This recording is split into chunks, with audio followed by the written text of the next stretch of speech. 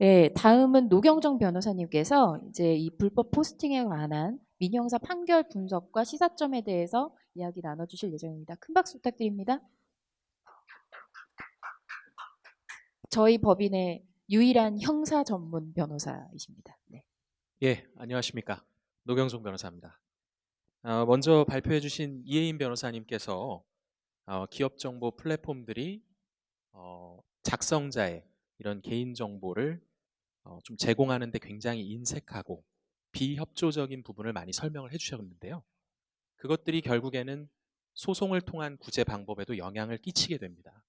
제가 이제 기업정보 플랫폼에서의 불법 포스팅에 관해서 어떻게 법원은 보고 있는지, 어떻게 판단을 했는지 그 민형사 판결을 좀 분석을 해드리고 그에 따른 시사점을 말씀드리도록 하겠습니다. 제가 발표할 순서는 이렇게 됩니다.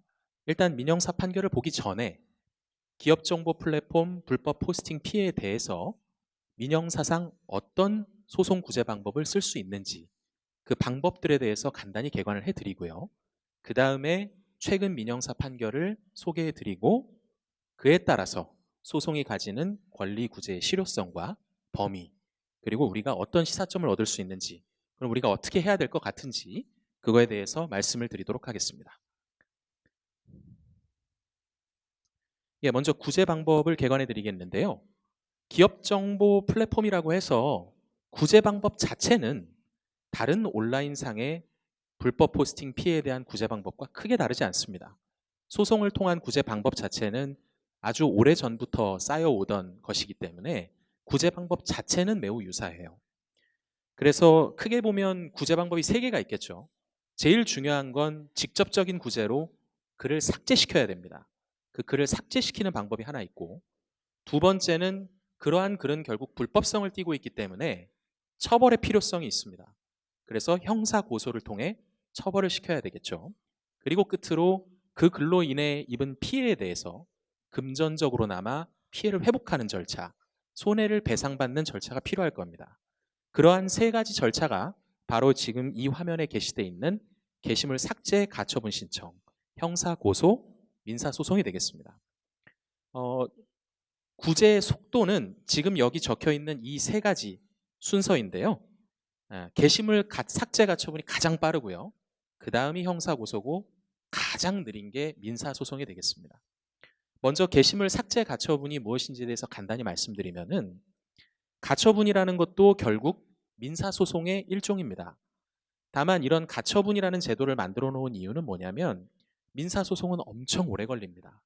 그러니까 결국 글이 올라가서 그 글이 또 확대 재생산되고 퍼지고 이렇게 되면 사실상 소송에서 나중에 이긴다 한들 그 실익이 없게 되지 않습니까? 그렇기 때문에 가처분이라는 제도를 만들어 놓은 거예요. 그러니까 민사소송은 쌍방에게 충분한 시간을 주고 서로 주장이 맞는지를 다퉈볼 수 있는 장을 마련해 줍니다. 하지만 가처분이라는 거는 그 일반적인 민사소송 전에, 혹은 뭐 진행 중에도 할 수 있지만 대부분 전에 합니다. 그 전에 신속하게 빨리 자료를 제출하고 법원에서도 빠른 시일 내에 판단을 해서 피해가 확산되는 걸 막는 그런 절차를 마련해 준 거예요. 그래서 이 사안에서, 그러니까 불법 포스팅 사안에서 할 수 있는 가처분이 바로 게시물 삭제 가처분입니다. 실제로 판례 같은 거를 나중에 뭐 인터넷이나 이렇게 검색을 해보시면은 게시물 삭제 가처분이라고 이름이 되어 있기도 하고, 침해 금지 가처분, 침해 방치 금지 가처분, 이런 여러 형태로 나타나지만은 본질적으로는 게시물을 삭제해달라는 내용입니다. 그래서 이런 삭제 가처분이 하나 가능하고, 그 다음에는 형사 고소가 있죠. 그 내용이 이제 사실을 아주 구체적으로 적시한 거면 명예훼손죄가 될 거고, 그게 아니라 경멸적 표현, 뭐 예를 들어 회사 대표가 나쁜 사람이다라는 정도만 얘기하면 모욕이 될 것이고요. 그게 아니라 회사의 업무에 대해서 아주 포괄적으로 만약에 비방을 하게 되면 회사가 업무하는 자체에 지장이 생길 겁니다. 그에 대해서는 업무 방해로도 고소가 가능합니다. 그 민사소송은 민사소송으로도 물론 삭제해달라는 청구 자체는 가능해요. 하지만 말씀드린 것처럼 실익이 별로 없다는 겁니다. 그래서 삭제 청구는 보통 가처분으로 가게 되고, 민사소송은 나중에 이런 피해를 입었으니 금전적으로나마 피해를 보상해달라, 이런 금전 청구를 하게 됩니다. 그렇게 되고요. 자, 그럼 결국에는 다른 온라인상의 어떤 피해와 구제 방법이 유사한데 왜 기업 정보 불법 포스팅에 대해서 특별히 또 봐야 되느냐라고 말씀을 드리면은 기업 정보 플랫폼 같은 경우는 이 작성자를 알기 어려운 경우에 구제를 받는 게 다른 온라인 상의 불법 포스팅보다 좀 더 힘들어요. 그렇기 때문에 이 내용을 조금 더 살펴볼 필요가 있는 겁니다. 그리고 이 아래 보면 기타 방법이라고 해놓은 게 있는데 이건 소송상의 방법은 아닙니다. 하지만 어쨌든 피해를 회복하기 위해서 해볼 수 있는 방법들인데 세 가지가 있어요. 제일 쉬운 거는 플랫폼에 일단 먼저 삭제해달라 직접 요청을 하는 거죠. 법적 근거도 있습니다. 정보통신망법의 제44조의 2에 보면은 삭제 요청을 할 수 있게 돼 있어요. 근데 이것도 맹점이 있습니다. 뒤에서 설명드릴게요. 그 다음에 방송통신위원회를 통한 구제 방법이 두 개가 있는데 이건 사실 실효성이 많이 떨어집니다. 그래서 사실 제가 오늘 자세히 언급도 안 드릴 예정이에요. 자, 넘어가겠습니다. 자, 그러면은 왜 이 기업 정보 플랫폼에서의 불법 포스팅이 구제받기가 좀 어려운 측면이 있느냐? 이걸 설명드리겠습니다. 자, 일단 작성자를 알아요. 누가 작성했는지 딱 보니까 알겠어. 이런 경우에는 바로 상대방한테 가처분 신청, 형사 고소해서 비교적 빠른 구제가 가능합니다.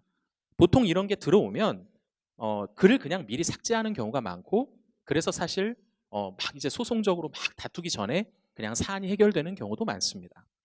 근데 이제 문제는 결국 작성자를 알기 어려운 경우인데 이러면 상대방의 인적 사항을 알아내기 위한 조치가 선행이 돼야 되겠죠. 논리적으로 당연하겠죠. 그래서 보통 이런 절차는 요 지금 아래 써놓은 절차로 진행이 됩니다. 자, 어떻게 진행이 되냐? 불법 포스팅을 일단 캡처를 해요. 그래서 이걸 증거로 피고소인을 성명불상으로 하고 죄명은 아까 말씀드린 명예훼손, 모욕, 업무방해 등으로 지정을 해서 가까운 경찰서에 고소장을 접수를 합니다. 그러면 담당 수사관이 배정이 되거든요. 배정이 되면 해당 불법 포스팅이 게시된 사이트의 운영자를 상대로 이 경우는 기업정보 플랫폼이겠죠. 인적사항을 확인해달라고 요청을 하게 됩니다. 이제 여기서 중요한 거는 일단 증거로 제출한 불법 포스팅의 위법성이 경찰이 봤을 때 어느 정도는 위법하다고는 보여야 돼요. 일단 뭐 당연히 택도 아닌 걸로 고소를 하면은 아예 조회도 안 해주겠죠. 자, 이게 어느 정도 소명된다라고 하면 사이트 운영자가 국내에 있으면 법원에서 압수수색 영장을 받아서 이를 사이트 운영자에게 보내는 방법으로, 국외에 있으면 이메일이나 기타 연락할 수단으로 자료 제공 협조 요청을 하게 됩니다. 그러면 그 기관에서 혹은 그 운영하는 회사에서 인적사항을 특정할 수 있는 단서가 있어서 회신을 한 경우에는 비로소 누가 이 글을 썼는지 피고소인을 알게 되는 것이죠. 자, 작성자를 찾았어요. 이 경우에는 대부분 작성자가 잘못을 인정합니다. 아주 극렬하게 다투는 경우는 많이 없는 것 같아요. 그래서 바로 삭제를 해서 빠른 구제가 되는데 이제 이 단계에서 보통 합의를 한다던가 아니면 수사 결과 이제 결국 인적사항이 확인이 되거든요. 그래서 나중에 처벌받고 나면은 손해배상 소송 등으로 사후적으로 금전배상도 받을 수 있는 그런 절차로 가게 되죠. 근데 어떻게 해도 작성자를 찾을 수 없는 경우가 있어요. 이게 이제 결국 문제인데 주로 사이트 운영자가 우리 그 정보가 없어요. 혹은 수집도 안 해요. 이렇게 해서 사이트 운영자가 정보를 안 주는 경우입니다. 최근 그러한 사항이 대부분 많이 증가하고 있어요. 특히 이 기업정보 플랫폼에서는 대부분 개인정보를 수집을 안 하고 있는 거죠. 이 경우에는 수사기관에서 피고소인의 인적사항을 특정할 수 없다는 이유로 수사 중지라는 결정을 내리고 그냥 사건을 종결해 버립니다. 우리가 더 이상 조사를 할 수 없다는 거예요. 다만 여기서 주의할 거는 게시글 작성자를 특정하기 위해서 반드시 기업정보 플랫폼에 인적사항 제공이 필요한 것은 아니라는 겁니다. 게시글의 내용으로 게시글 작성자를 합리적으로 추정할 수 있으면은 물론 이제 이 내용이 정말 그 사람이 아니면 모른다던가 이런 특이한 사정들이 있어야 돼요. 이렇게 추정할 수 있다면은 처음부터 그 의심되는 사람을 아예 피고소인으로 해서 고소하는 것 자체는 가능합니다. 하지만 결국 작성자에 대한 충분한 단서가 없어서 작성자를 모른다거나 특정하기가 곤란한 경우에는 기업정보 플랫폼 운영자를 상대로 소송을 하는 방법밖에는 남지가 않아요. 그런데 뒤에서 살펴보겠지만 기업정보 플랫폼 운영자를 상대로 한 소송은 현재 법원의 판례상으로는 결과가 다소 좋지 못합니다. 그리고 아까 말씀드린다고 했던 건데 플랫폼에 직접 삭제를 요청하는 게 일정한 한계점이 있어요.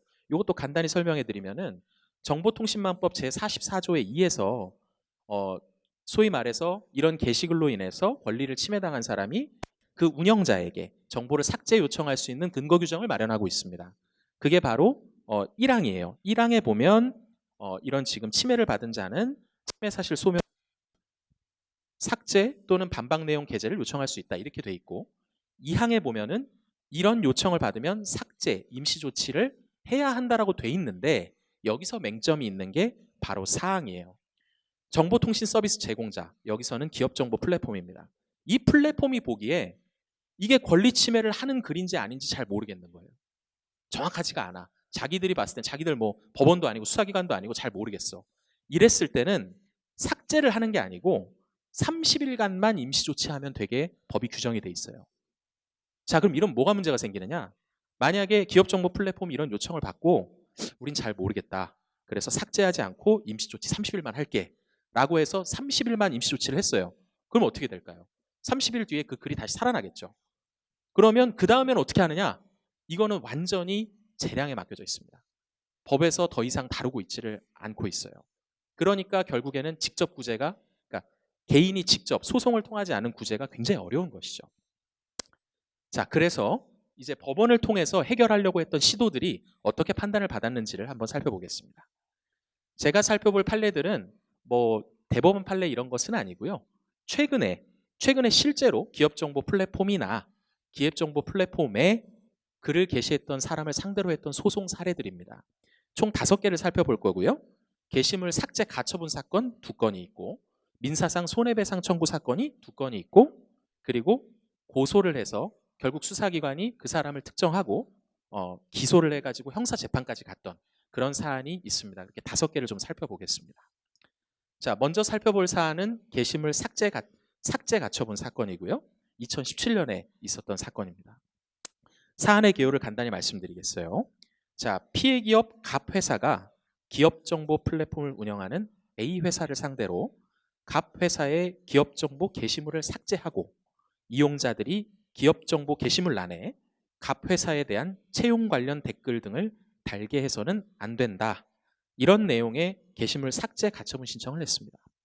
갑 회사의 주장은 갑 회사에 대한 허위 사실이 A 회사의 사이트에 게시가 되자 갑 회사가 A 회사에게 게시물의 삭제 등의 조치를 요청했지만 A 회사가 이를 거부함으로써 갑 회사의 명예 및 신용이 훼손되고 구인 업무가 방해되는 피해가 발생했다는 것이었습니다. 갑 회사는 A 회사의 대표 등에 대해서 형사 고소를 했고 여기서 A 회사가 기업정보 플랫폼을 말하는 겁니다. 작성자가 아닙니다. 형사 고소를 했고 추후 민사상 손해배상 등을 청구할 예정이지만 갑 회사의 피해가 중대하고 피해 회복 등에 많은 시간이 소요되므로 가처분 신청을 했다. 이런 취지였어요. 가처분 결정문에 전체가 나오진 않고요. 일부 삭제 요청을 했던 게시물의 내용이 나오는데 이런 내용들이었어요. 돈 가지고 장난 좀 안 쳤으면 주말에도 나와서 일하는 사람한테 감봉이라니 대표가 하라면 무조건 하라는 대로만 하는 내내 하는 회사 수직적 구조 막상 연봉 많이 안 준다 연차 아예 없음 이런 내용들이 게시가 돼 있었습니다. 자, 법원이 어떻게 판단을 했냐? 가처분이 기각됐습니다. 법원의 판단의 근거를 살펴보면요. 정보통신망법 아까 살펴본 그 조항이에요. 44조에 의해서 권리를 침해받으면은 이 지금 기업정보 플랫폼에다가 침해 사실 요청해서 삭제 요청할 수 있고 그러면은 그 기업정보 플랫폼이 어떤 조치를 해야 되는 거는 맞다. 이런 거는 인정을 했어요. 근데 그 다음 내용을 보면은 이 A 회사가 기업정보 플랫폼이 갑 회사로부터 삭제를 요구받은 게시물 중에 아까 제가 보여드린 그 2개 있지 않습니까? 그거는 삭제를 했어요. 근데 나머지는 삭제를 안 했습니다. 근데 이 지금 법원에서는 그 2개는 삭제를 했다라는 거를 일단 명시를 했고요. 그 다음에 이런 내용이 이제 나옵니다. A 회사 사이트의 목적, 성격상 기업 등에 대한 평가가 다양하게 공존할 수밖에 없고 기업의 평가에 대하여 반박과 재반박을 자유롭게 보장하고 있다는 거예요. 네, 한마디로 이 A 회사의 편을 들어주는 내용들이 나오는 거죠. A 회사는 또 명예훼손 등 문제의 소지가 있는 게시물에 대해서 게시물 삭제, 블라인드 처리 등을 할 수 있는 일정한 기준이 있고 그 기준이 갑회사 등 기업의 권리를 보호하지 못할 정도로 비합리적인 것도 아닌 것 같다. 이렇게 판단을 했습니다. 그리고 삭제되고 남은 나머지 게시물들은 이게 너무 위법해서 갑회사의 명예를 침해한다고 단정하기도 좀 어려운 것 같다. 이렇게 판단을 했습니다. 자, 이 지금 판결을 보고 우리가 얻을 수 있는 시사점은 어떤 거냐면요.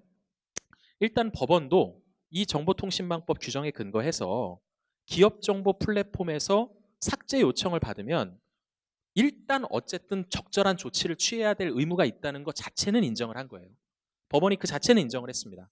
다른 온라인 플랫폼뿐만 아니라 이런 지금 뭐 공익적 목적에 아무리 그런 목적이 있는 기업정보 플랫폼이라 하더라도 이런 적절한 조치는 취해야 된다는 거죠.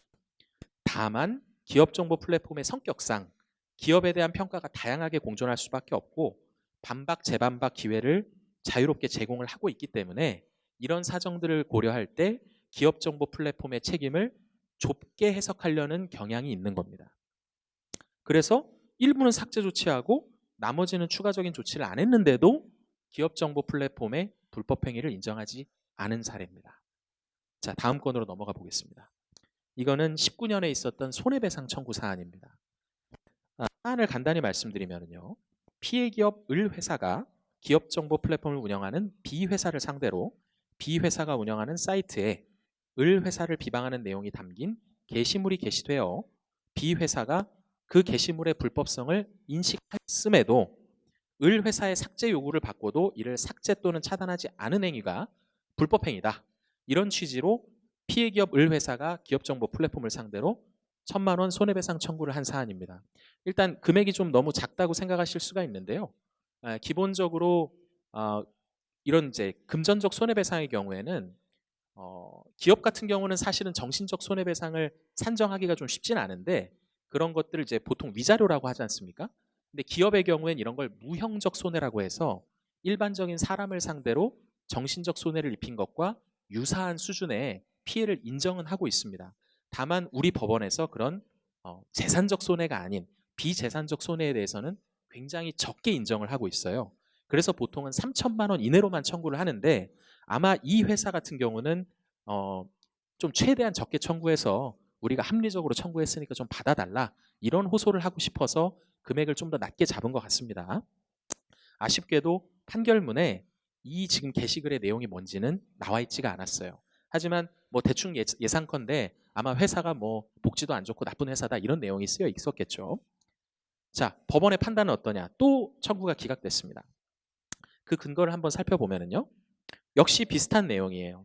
이 B회사가 운영하는 사이트가 익명성을 기반으로 전직 또는 현직 직원들의 기업 평가와 관련된 게시물을 구직자들에게 제공해주는 영리 목적의 취업 정보 공유 플랫폼이다.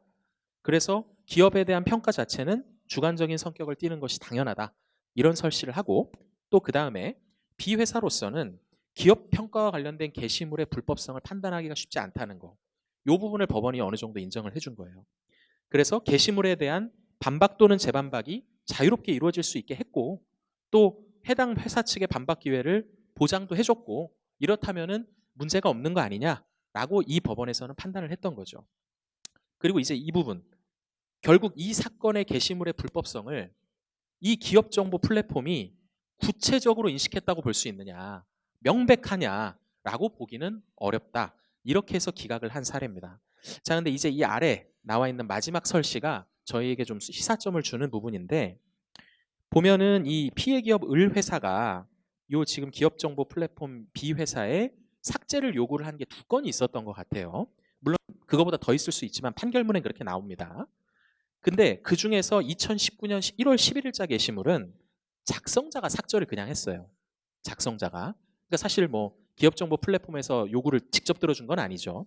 근데 두 번째 게 재밌는데 19년 1월 7일자 게시물은 19년 4월 9일에 영장 발부로 삭제 처리가 되었다라는 부분이 있습니다. 요 이제 설시를 가지고 저희가 시사점을 얻을 수 있는 게 있는데 어쨌든 뭐 결과적으로는 법원에서 기각했지만 그 시사점이 뭔지를 다음에 살펴볼게요. 자, 일단 이 사안에서 결국에는 또 똑같아요. 일부 게시물은 삭제하고 나머지는 삭제 안 했지만 그런 것만으로는 불법 행위는 아니라는 거예요.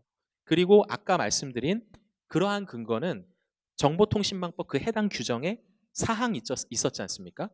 그러니까 결국 플랫폼 사업자가 봤을 때 이게 권리 침해를 하는 건지가 불분명하면 삭제는 안 해도 되고 임시 조치만 해도 된다고 했었잖아요. 결국 그거의 연장선상에 있다고 보시면 되는 거죠. 그렇게 볼 수 있는 겁니다. 근데 지금 아까 말씀드린 그 부분 있잖아요. 여기 네 번째 단락인데 다만 주목할 점, 이 부분인데 이게 어떤 의미를 가져다 주냐면은 자, 영장이 발부됐다는 건 고소를 했다는 겁니다. 결국 을 회사가 작성자를 아마 성명불상으로 해서 형사 고소를 진행했고 수사기관에서 이 글 자체가 문제가 있다는 건 인정해가지고 영장을 받아준 것 같아요, 법원에서. 그러면 결국 그 영장이 이 B회사에 전달이 되거든요. 여기까지는 된 걸로 보인다는 거예요. 영장이 발부됐다는 얘기가 나오니까요. 자, 근데 여기서 우리가 얻을 수 있는 중요한 점은 영장이 발부되니까 삭제됐다라는 말이 나오잖아요. 거기서 알 수 있는 게 뭐냐? 자, 영장이 발부됐다는 거는 법원에서도 어느 정도 혐의가 의심되기 때문에 영장을 발부합니다. 법원에서 그냥 막 발부해 주는 게 아니에요. 그러니까 그 게시글의 불법성이 어느 정도는 소명됐다고 볼 수가 있는 거죠. 즉 기업정보 플랫폼에서도 자기가 직접 모르더라도 법원에서 영장이 나왔네? 그럼 이거 좀 문제 있는 거네? 라고 인식할 수 있다는 거예요. 그래서 그런 경우에는 이렇게 삭제를 하도록 할 수 있는 어떤 유도 장치가 될 수 있다, 이런 겁니다. 자, 세 번째로 넘어가겠습니다. 이것도 이제 게시물 삭제 가처분 사안이었는데 이거는 이제 피해 기업이 이 플랫폼사를 상대로 소송을 한 게 아니고 이 플랫폼에 게시된 그 글을 작성했다고 의심되는 사람을 상대로 소송을 진행한 건이었어요. 이것도 역시 아쉽게도 게시물 자체는 판결문에는 안 나옵니다. 근데 법원에서는 이 가처분을 기각을 했는데요. 제가 이 내용은 아주 간단해요. 내용은 결국에는 그 의심되는 사람한테 소송을 했는데 그 사람이 내가 작성 안 했어 라고 다툰 거예요. 그런데 법원에서는 게시글을 작성한 걸로 강한 의심이 있는데 이것만 가지고는 모자라다. 이렇게 해가지고 기각을 해버렸습니다. 제가 이 사안을 여기다 넣은 이유는 뭐냐면 결국 의심이 된다고 하더라도 의심만으로는 법원에서는 잘 인정을 안 해준다. 그러니까 한마디로 게시물 작성자를 알기 어려울 때 얼마나 법원에서 판단을 받기 어려운지 그 사안을 좀 말씀드리려고 했고요. 네 번째 사안은 이제 명예훼손 형사재판 사건입니다. 이제 이 사안의 개요를 간단히 말씀드리면은 피고인이 피해 기업인 여행사에 근무하던 사람이었는데 이제 이 기업 정보 플랫폼에다가 이 여행사를 명예훼손하는 글을 게시를 했어요.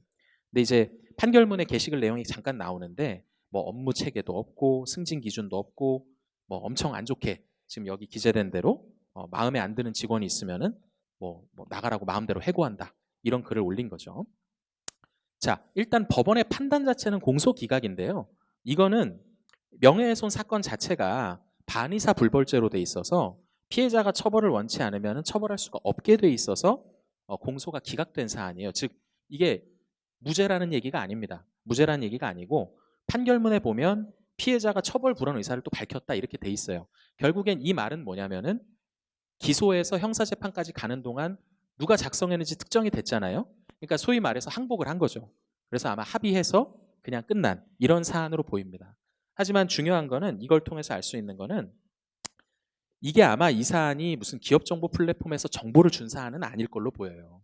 아마 이 게시글 자체가 글만 보더라도 누가 작성했는지를 명확하게 알 수 있는 그런 사안이었을 것 같습니다.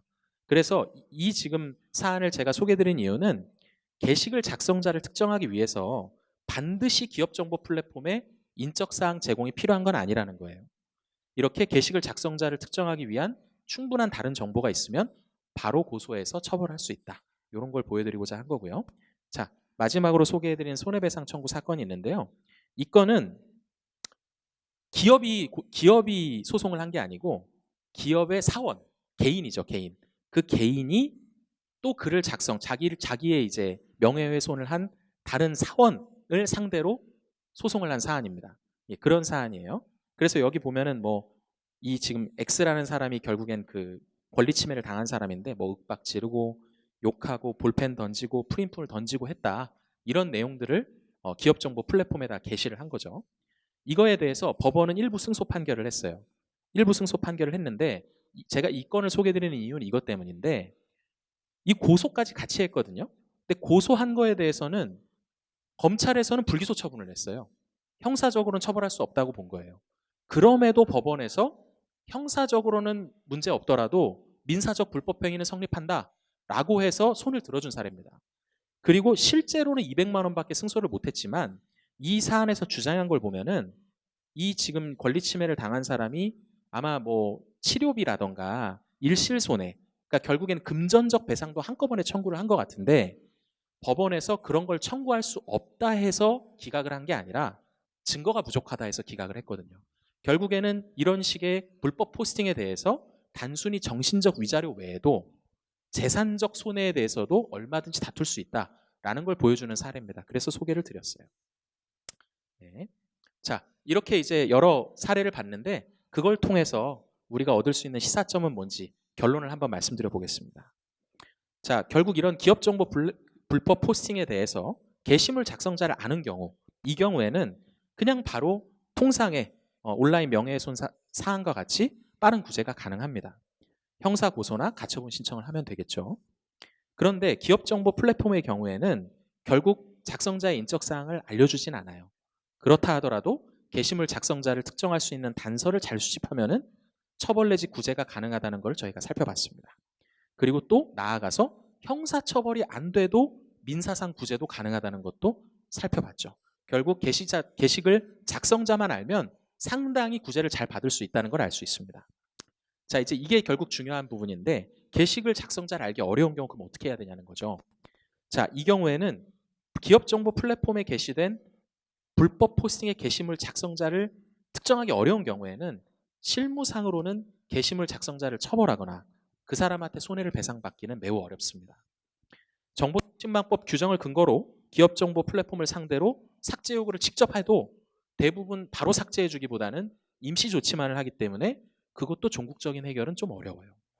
다만 형사고소를 통해 법원의 압수수색 영장을 받을 수 있는 경우는 기업정보 플랫폼을 상대로 게시물을 삭제하도록 하는 간접적인 효과, 일종의 넛지 효과를 얻을 수가 있고요. 물론 이제 형사고소를 통해서 게시물 작성자를 직접 처벌하는 건 좀 어려울 수도 있습니다. 왜냐하면 아까 말씀드렸다시피 특정이 잘 안 될 수도 있으니까요. 그런 부분이 있고, 기업정보 플랫폼을 상대로 한 소송이 현재 법원에서는 기업정보 플랫폼의 재량을 굉장히 광범위하게 인정해주고 있기는 한데 막상 그 현재 판례의 태도를 자세히 살펴보면은 기업정보 플랫폼이 불법성을 인식할 수 있었음에도 삭제 등 적절한 조치를 취하지 아니하고 방치했다면 이는 불법 행위를 구성할 수 있다라는 입장이기 때문에 향후 사안에 따라서 다른 결론이 내려질 여지는 얼마든지 있다라고 제 발표의 결론을 마치고자 합니다. 네, 이상 발표를 마치겠습니다. 네, 감사합니다. 네, 큰 박수 부탁드립니다.